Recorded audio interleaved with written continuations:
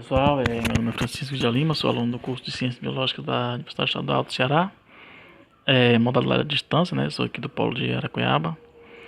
E a gente está aqui nessa nossa CC de hoje, CC do AP, né, para falar um pouco sobre a relação da bioética, né? O que é o comportamento bioético? O que é a bioética, essa matéria tão transdisciplinar, né?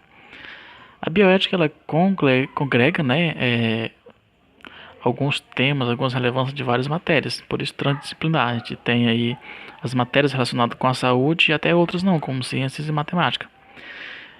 Alguns pontos dessas matérias que são trabalhadas são muito discutidos dentro do comportamento ético humano e a bioética pega isso para dar o seu ponto de vista, né? Bioética, já que não é uma matéria filosófica tão teórica, ela é mais prática. Ela gosta de ir a campo e fazer a sua ação. A gente tem alguns temas aqui que a bioética ela se posicionou várias vezes, que é marca, né? A questão dos transgênicos, né?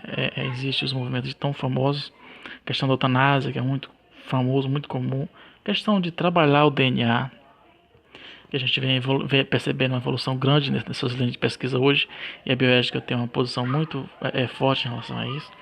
E tem também a questão das células tronco, né, que teve até uma comoção grande internacional recentemente sobre a questão de como usar as células tronco, né, até que limite o ser humano pode ir. Voltando para os animais, né, aliás, chegando, né, nem chegamos ainda. Nessa matéria, a gente fala muito sobre a questão do uso da pesquisa de animais. Como que deve se dar isso, né? A ACC pede para a gente ter uma postura crítica. Primeiro, a gente tem que definir que, perceber, ver que algumas áreas, algumas linhas de pesquisa ainda não chegou ao seu limite de evolução que pudesse não usar esses animais, como a farmacologia, né? Alguns fármacos não podem sair a campo sem o uso sem a pesquisa, sem a aplicação em alguns animais, tanto que a União Europeia é até famosa por isso, ela exige, né, que todo fármaco que lá são desenvolvidos passe por um processo de teste nos animais. Isso a gente sabe que por que em animais? Porque a evolução ela vai explicar isso, que né, tem para cá. E também a gente tem alguns outros meios que não precisam mais de animais na sua pesquisa. Por exemplo, questão dos cosméticos, né?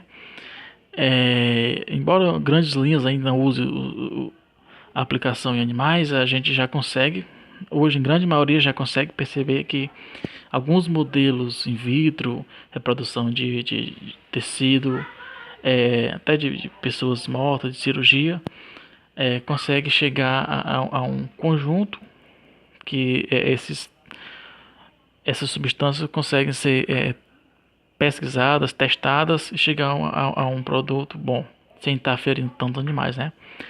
Com relação aos usos animais, né? Evoluiu bastante.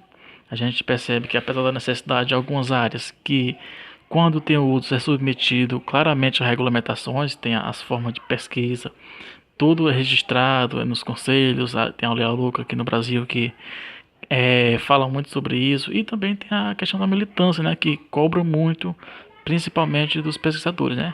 Infelizmente, às vezes chega ao ponto de o pesquisador, o cientista, o professor, ele, na sua prática, ele ser tratado de forma preconceituosa, passa dos limites, né. A gente vive numa relação como se fosse uma faca de dois gumes, né. O pesquisador ele necessita de uma prática com aquele animal e ao mesmo tempo ele tem que seguir o código bem à risca.